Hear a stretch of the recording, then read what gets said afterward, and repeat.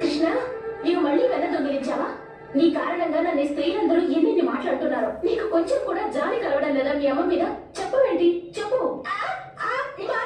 నొప్పిగా ఉంది.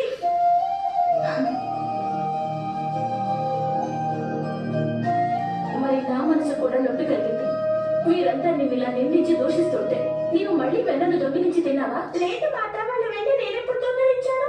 అబద్ధం. చూడు, వాడి ముతికి ఇంకా వెన్న అలాగే ఉంది.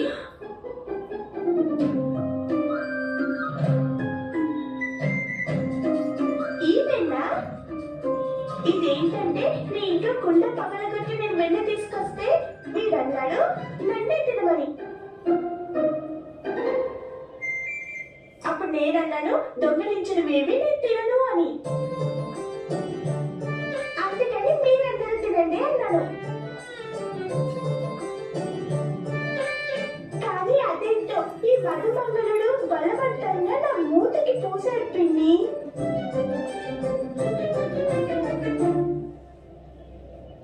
చూసారా, మా కన్నయ్య దొంగిలించినవి ఎప్పుడు తినడు.